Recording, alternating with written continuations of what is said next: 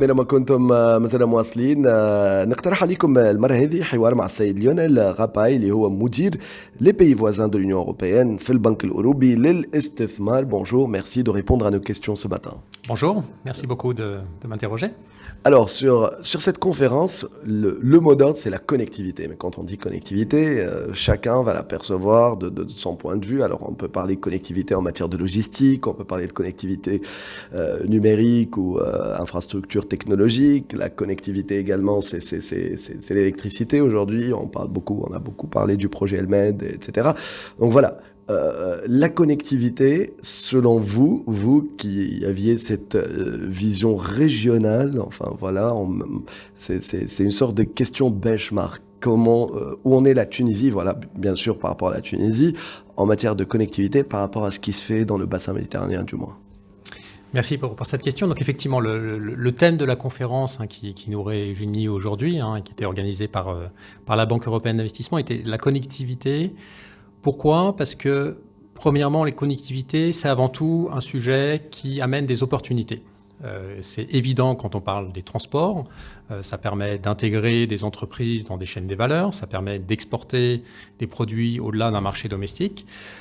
Et dans ce cadre-là, je dois dire que la Tunisie a fait beaucoup d'investissements dans le secteur des transports et se repose sur des acteurs comme la BUI qui amènent des financements qui sont nécessaires dans la mesure où c'est des infrastructures qui nécessitent beaucoup d'investissement.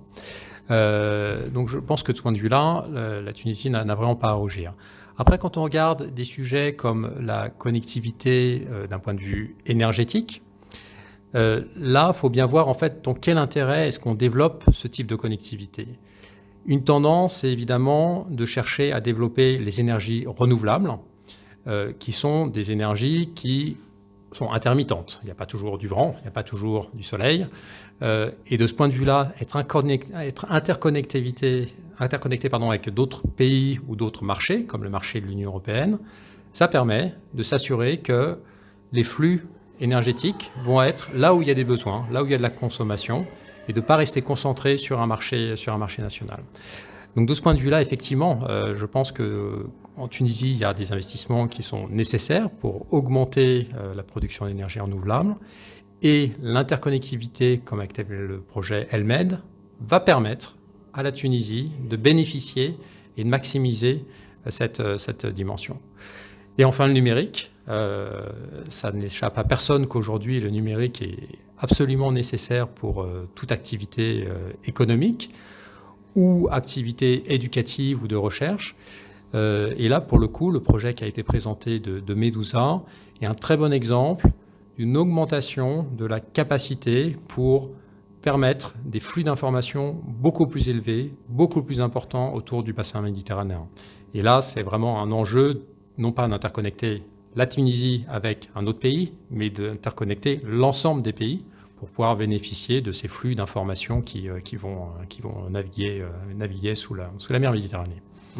Alors, pour terminer, donc c'est votre vision un petit peu de cette question de la connectivité sur les trois aspects que vous avez évoqués, donc logistique, électrique et numérique ou voilà Internet. Après, tout ça, il faut l'accompagner, ça se finance, c'est des projets ambitieux, ce sont de très très grands projets, c'est très coûteux. Réellement, quels sont les défis, à part l'argent, face à ces projets-là aujourd'hui ? Parce que sinon, ils seraient déjà opérationnels.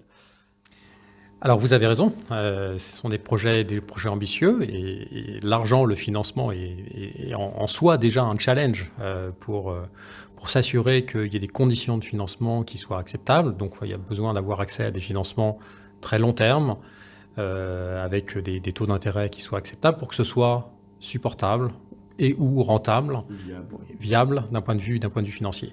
Effectivement, le challenge ne s'arrête pas là.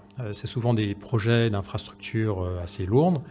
Et si on prend l'exemple de mettre un câble sous la Méditerranée, comme on peut l'imaginer, ce n'est pas quelque chose d'aussi simple que de poser un câble le long d'une route. Et ça génère aussi des complexités du fait que ce n'est pas au sein d'un même pays, mais il y a évidemment des sujets d'interopérabilité, des sujets d'accord entre parties, entre pays qui doivent intervenir. Et donc c'est souvent des projets de longue haleine, je dirais, en termes de préparation. Et de ce point de vue-là, là encore, des acteurs comme la Banque européenne d'investissement et d'autres acteurs avec l'Union européenne apportent une expertise et ou un support pour aider les contreparties à préparer ces projets. C'est très important, ce sont des projets, comme vous disiez, donc très importants pour la région, très importants pour la connectivité de tous ces pays et pour l'avenir de notre bassin méditerranéen, de notre mer commune qui nous unit, qui nous réunit, pour lesquels tout ce beau monde s'est réuni aujourd'hui ici à Barcelone. Voilà. On vous remercie. Je rappelle, Monsieur Lionel Rapaille, vous êtes directeur pays voisin de l'Union européenne à la Banque européenne d'investissement. Bon courage, bonne continuation. Merci à vous. Merci beaucoup. شكرا لكم. قدمانا مستمعينا ما زلنا مواصلين من برشلونة.